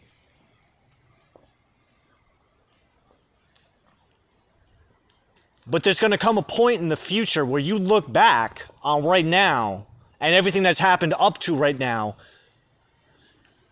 and you're going to look up and say, thank you, Hashem. Thank you. I love you too. Because you will realize how much God actually loved you this whole time. Because he was setting you up for the greatest, most spectacular life that you could possibly not even imagine because of your little human brain. Just can't comprehend how awesome your life is about to become.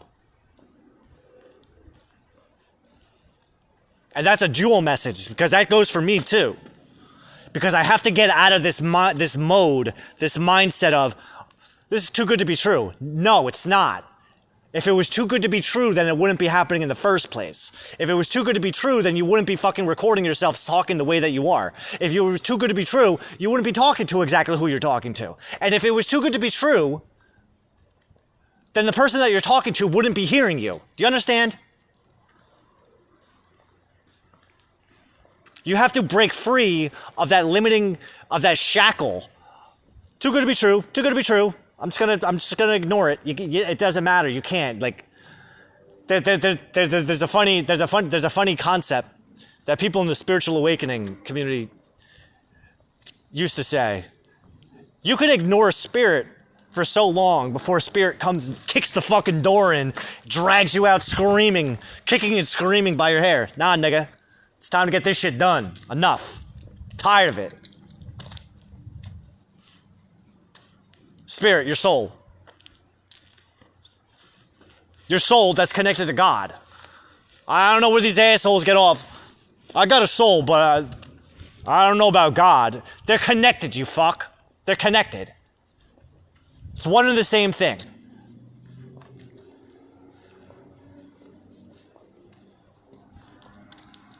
All right, 1 hour, 50 minutes. All right, I feel like it's time. Well, I have to go back. I have to get back to work. Well, I mean, I have to go get the other work done. And plus, this only records for about 2 hours. Oh my God, I feel so much better. Did you feel better doing that? I do.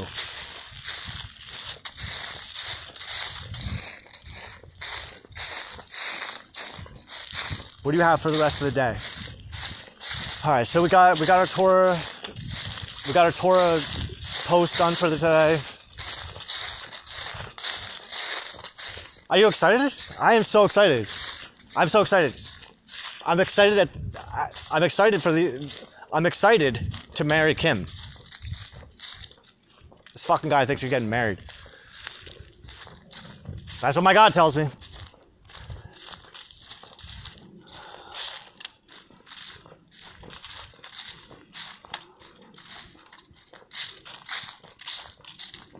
We finished the Torah study. We finished Aristotle for the day. We have to get back and we have to finish that chapter of Dune. That's really important. Dune is a really important project that we're working on. It's a book. You don't have any culture. You don't do much reading. You don't watch too many movies. You don't play too many video games. We have a lot to catch up on. A lot to catch you up on. Books, video games, movies, cool stuff. What he's telling me is that you don't know shit. And you know you don't know shit. But I know all the stuff. And I know all the cool stuff too. All I know is cool stuff. That's why I'm sharing all my cool shit with you in that group. Oh, we got music theory we got to get back to. Because we're studying music theory in the group. We also have a class on Python programming because we have to learn the fundamentals of Python, which is going to take a little while. It's actually 4 books that we're working through. Right now we're on the basics. The same thing with music theory. We got to learn music theory. Again, it's another slow thing. The book that we're going through, the fucking writer is the author of the music theory book and the author of the Python book are fucking horrendous. Hashem, is this going to be awkward?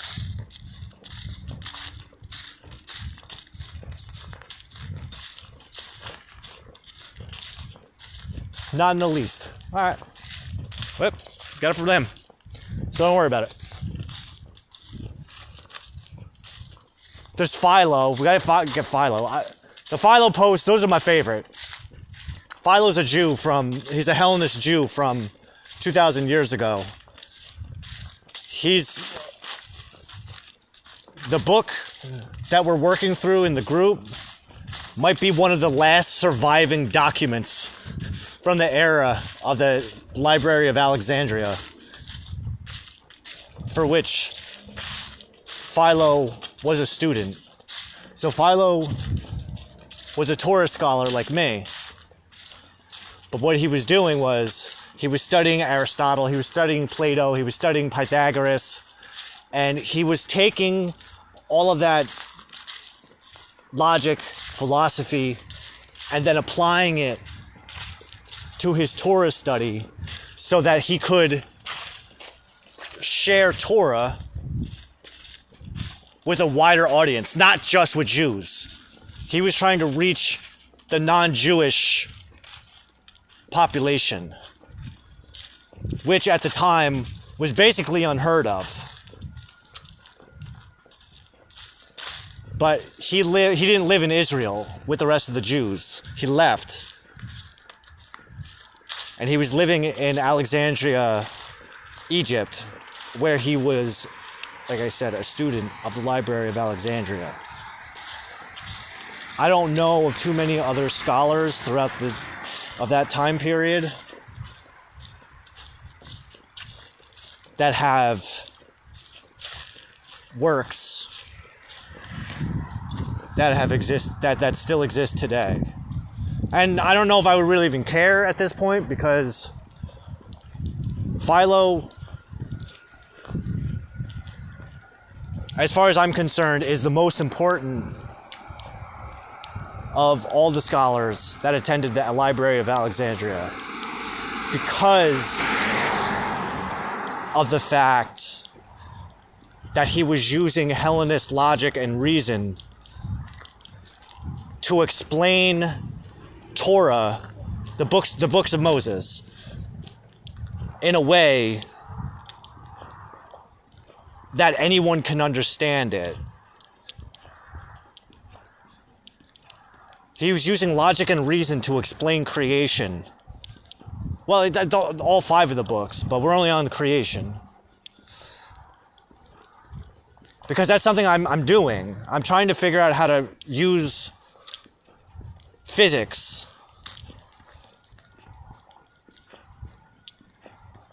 the grammar of physics to explain the creation of the universe from the perspective of God. So Philo is teaching us through Hellenist grammar how to explain creation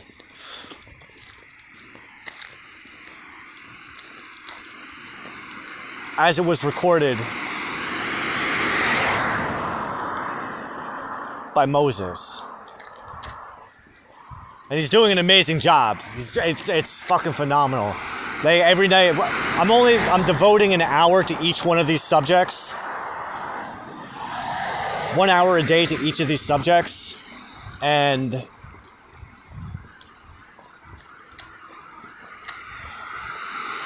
everything we've gotten from Philo so far, it's just, it's blowing my mind to see that a man from 2,000 years ago is confirming everything that I've been writing down.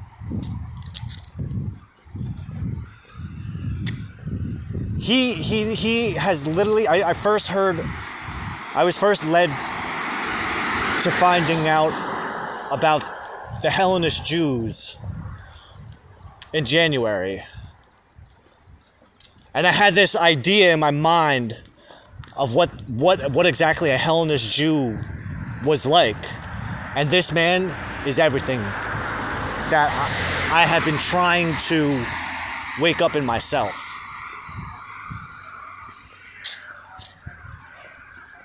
So in the group, I have that one post thread with Aristotle. Part of the reason I'm learning Aristotle's work is to do exactly what Philo did before I realized that that's exactly what Philo was doing. But the nice thing about knowing that Philo already did what I wanted to do is that now, by learning his work, it's given me an opportunity to think of new ways on how to expand on what he was doing. Because if he already did what I was planning, then that means that there's room for me to expand on what he did and do something even bigger. And I believe that's why this calling to music theory and programming is so important right now. Because having learned the features and the capabilities of the Python language, it's giving me an opportunity to consider how those features can be used to do something even bigger.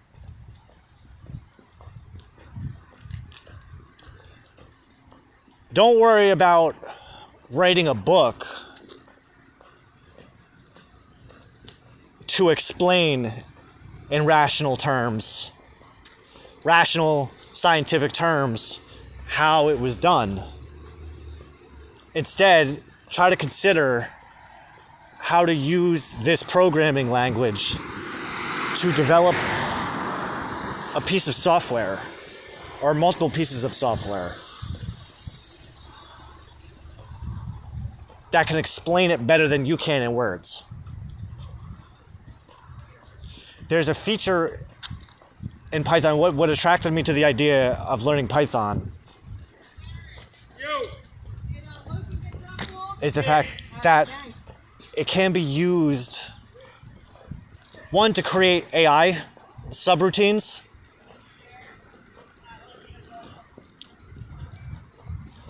but also to create neural networks. I don't know exactly what it means. I know what I want it to mean. I have ideas already of things I can do with it based on my understanding of astronomy and time and metaphysics. I know what I can do. I have ideas of what I can do with it. But now, at the same time, I have a feeling that I know that there's something that I can create that could give life, visual life, experiential life. Something that could be perceived by the external senses that would normally be exclusively only perceivable by the internal senses. That with that software, if I know just enough,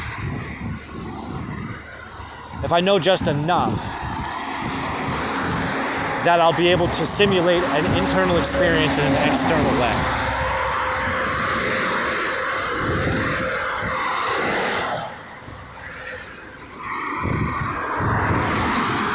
Heavy.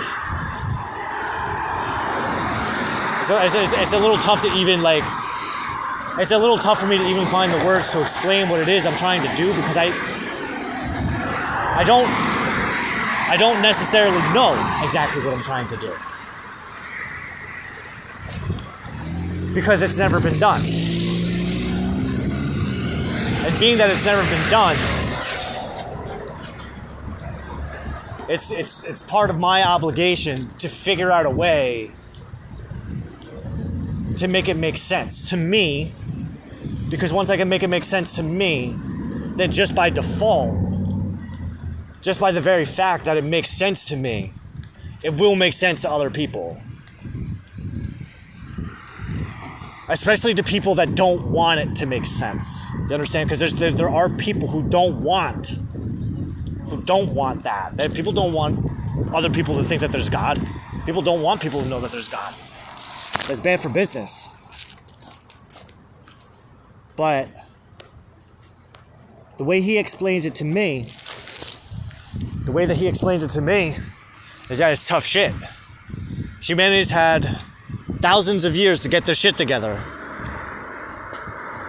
And because of that, I get the privilege of serving my Lord by being the one to fuck up everyone's party. I get to be the party pooper. What's up, man? Hey, how you doing? Oh yeah, if you got. Yeah, if you got it, I don't mind.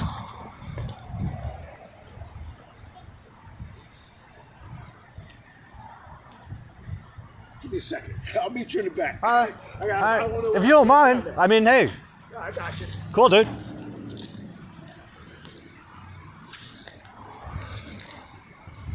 Always be willing to receive.